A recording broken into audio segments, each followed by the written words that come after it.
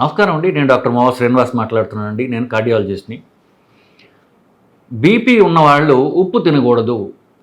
ఉప్పు అనేది మనకు ఒక శత్రువు, అదొక ఉపద్రవం. ఉప్పు ఉపద్రవం అని చెప్పేసి కొంతకాలం క్రితం కొన్ని ఏళ్ళ ఇది సత్యం. ఇది ఒక కార్పొరేట్ హాస్పిటల్ హైదరాబాద్లో అయితే పోస్టర్లు పెట్టి, హైదరాబాద్ అంతా పోస్టర్లు పెట్టి అడ్వర్టైజ్ కూడా చేసుకుంటున్నారు. అది కూడా తప్పు కాదు, ఎందుకంటే ప్రజల్ని ఎడ్యుకేట్ చేయడంలో తప్పు లేదు. ఇప్పుడు బీపీ చిన్న వయసులో డిటెక్ట్ అయింది అనుకుందాము. అప్పుడు వాళ్ళు వచ్చి అడుగుతారు, నేను ఏమి జాగ్రత్తలు తీసుకోవాలి? ప్రధానంగా తీసుకునేది బరువు తగ్గడానికి ఏమి చేయాలి? బరువు తగ్గితే బీపీ తగ్గుతుంది కాబట్టి. సో బరువు తగ్గడానికి మనం తినే తిండిలో ఉన్నటువంటి కార్బోహైడ్రేట్స్ అనబడే పదార్థాలు రైస్ నుంచి, దుంపల నుండి, చక్కెర నుంచి, తర్వాత కొన్ని రకాల ఫ్రూట్స్ నుంచి ఇలాంటివి వచ్చేవి తగ్గించుకోవాలి. అది ప్రధానం, ఎందుకు బరువు తగ్గడానికి. ఇది కాకుండా ఉప్పు తక్కువ తినడం ద్వారా బీపీ తగ్గుతుంది అనేటటువంటిది రెండోది. ఉప్పు తగ్గించుకు తినాలి అని ఎప్పుడో నేను ఎంబీబీఎస్లో ఉన్న రోజుల నుంచి చెప్పుకుంటూ వస్తున్నారు. కార్బోహైడ్రేట్స్ తగ్గడం ద్వారా బరువు తగ్గడం ద్వారా అని ఈ మధ్యన కొత్త కాలంగా వచ్చింది. కార్బోహైడ్రేట్స్ సంగతి పక్కన పెడదాం, మనం ఉప్పు గురించి మాట్లాడదాం ఈ వీడియోలో. ఉప్పు లేని పప్పు, ఉప్పు లేని కూర, ఉప్పు లేని పచ్చడి ఎవరిని తినగలరా? చాలా కష్టం. అది చప్పగా ఉంటుంది. ఉప్పు కాస్త ఆల్రెడీ అలవాటు ఉన్నటువంటి వంట చేసేటటువంటి ఫ్యామిలీస్లో అయితే మనకి కొంతకాలం ఉప్పు అలవాటయ్యి ఉప్పు తగ్గించేస్తున్న జీవితం యొక్క దుర్భరం లాగా ఉంటుంది. సో తిండి మీద ఇంట్రెస్ట్ పోయి డిప్రెషన్లోకి పోతారు. సో కొంతకాలానికి భరించి ఆ తర్వాత మళ్ళీ ఉప్పు వేసేసుకుంటూ ఉంటారు. వీళ్ళకి ఏమన్నా సొల్యూషన్ ఉందా అంటే సొల్యూషన్ ఉన్నది. ఉప్పు తినచ్చు, హానికరం కానటువంటి ఉప్పు ఏమైనా ఉందా అనేటటువంటిది ఇవాళ అంశం. సో ఉప్పులో హానికరమైనటువంటి పదార్థం ఏమంటే సోడియం క్లోరైడ్ అంటారు ఉప్పు అంటే. ఈ సోడియమే ఉప్పులో మెయిన్ కల్ప్రిట్ అన్నమాట. ఉప్పులో కూడా మెయిన్ శత్రువు సోడియం. ఎందువల్ల ఎక్కడైతే సోడియం క్లోరైడ్ ఉంది, మీరు జస్ట్ ఒక పాత్రలోనో ప్లేట్లోనో పెట్టి గాలికి వదిలేయండి, మెల్లగా చుట్టుపక్కల తేమనంతా తీసుకుని అది మెత్తగా కొంచెం తేమ ఉన్నట్టుగా తడిగా అయిపోతుంది. ఎందుకు? ఉప్పు నీటిని ఆకర్షిస్తుంది. అదే ఉప్పు రక్తంలో ఉందనుకోండి, అప్పుడు రక్తంలో ఉన్నటువంటి నీరు అంతా కూడా అది ఆకర్షించేసుకుంటుంది. సో ఏమవుతుంది? 1 గ్రాము ఉప్పు కల్లా 1.5 గ్రాము 2 గ్రాములు అవుతుంది తేమ వల్ల. అట్లాగే ఉప్పు ఎక్కువ తిన్న వాళ్ళకి ఏమవుతుంది?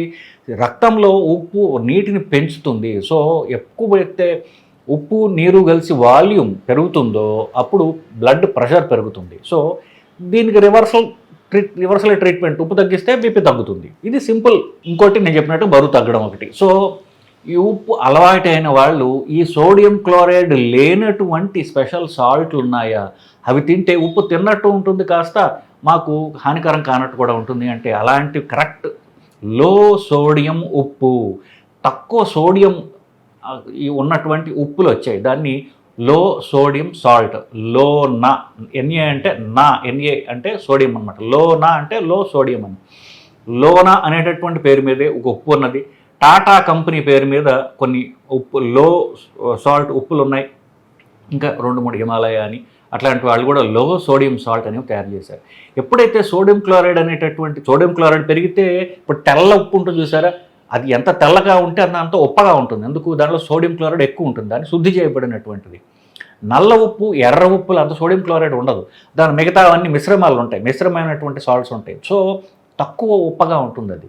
సో మిగతావి ఉండడం వల్ల సేమ్ పద్ధతిలో మీరు ఈ నల్లుప్పు, కల్లుప్పు, దొడ్డుప్పు, సముద్రం ఉప్పు, ఇట్లా రాళ్ల ఉప్పు, ఇవన్నీ పేర్లు సంబంధించింది ఒకటే పదార్థానికి. ఈ సైంధవ లవణం, ఇవన్నీ కూడా ఒక పదార్థానికి, అంటే అన్రిఫైన్డ్ సాల్ట్, శుద్ధి చేయబడని ఉప్పు ఏదైతే ఉందో దానికి ఈ పేర్లన్నీ ఒక్కొక్క ఏరియాలో ఒక్కొక్క పేరు పెట్టి పిలుచుకుంటూ ఉంటారు. ఈ ఉప్పు తిన్నట్లయితే మనకి సోడియం క్లోరైడ్లో శుద్ధి చేసినట్టు ఉప్పు కంటే దీనిలో తక్కువ సోడియం ఉంటుంది. సో బీపీ ఉన్న వాళ్ళకి ఇది కొంచెం బెటర్ ఉప్పు. ఇది ఒకటి. రెండవది, డైరెక్ట్గా లో సోడియం సాల్ట్ ఇందాక చెప్పినట్టుగా డైరెక్ట్ కొనేసుకోవచ్చు. అది మీకు అది తయారు చేయడమే సోడియం తగ్గించి తయారు చేస్తారు. తగ్గిన సోడియంతో పాటు దాన్ని బ్యాలెన్స్ చేయడానికి పొటాషియం క్లోరైడ్ అనేట్టు, కాల్షియం క్లోరైడ్ అనేట్టు 2 యాడ్ చేస్తారు. పొటాషియం క్లోరైడ్ ఉండడం వల్ల నిజానికి కాస్త బీపీ తగ్గే అవకాశం కూడా ఉంటుంది అని చెప్పి. సోడియం బీపీని పెంచుతుంది, పొటాషియం బీపీని తగ్గిస్తుంది. వీళ్ళు తయారు చేసే వాళ్ళు డైరెక్ట్గా లో సోడియం అంటే సోడియం తగ్గించి పొటాషియం పెంచుతారు వాళ్ళు. సో అది శరీరానికి ఇంకా మంచిది కూడా. సో బీపీ ఉన్నవాళ్ళు ఈ లో సోడియం సాల్ట్ కానీ, సైంధవ లవణం కానీ, హిమాలయన్ రాక్ సాల్ట్ కానీ, ఇందాక సముద్రం ఉప్పు, నల్లుప్పు, కల్లుప్పు వీటిలో ఏమన్నా తీసుకున్నట్లయితే అది శుద్ధి చేయబడిన తెల్లటి ఉప్పుకి ఇది మంచి రీప్లేస్మెంట్. నేను ఉప్పు లేకుండా తినలేను, నేను పూర్తిగా చప్పిడి తిండి నేను తినలేను అని అనుకునే వాళ్ళకి ఇది నిజంగా ఒక మంచి వరము. సో ఇలాంటి ఉప్పు తీసుకోండి.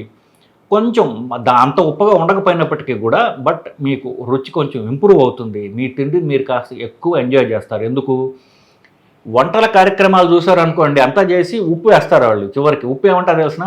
సాల్ట్ టు టేస్ట్ అంటాడు. అంటే మీ రుచికి ఎంత కావాలో అంత ఉప్పు వేసుకోండి. అంటే ఏమిటి?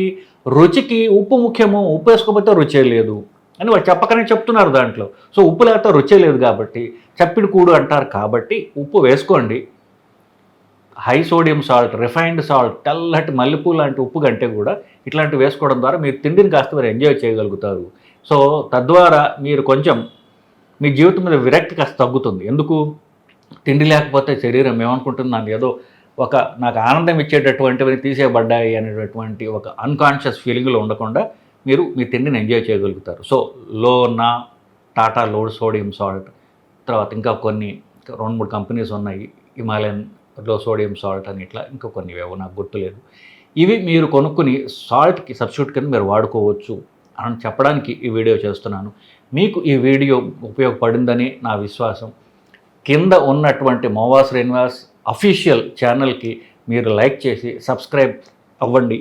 ఇంకొక ఛానల్ ఉంది, కాకుండా ఇది కొత్తది కాబట్టి దీన్ని మీరు క్లిక్ చేసి ఈ ఇన్ఫర్మేషన్ మీ ఫ్రెండ్స్తో షేర్ చేసుకుని నన్ను ఆశీర్వదిస్తారని నేను ఆశిస్తున్నాను. నమస్కారం అండి.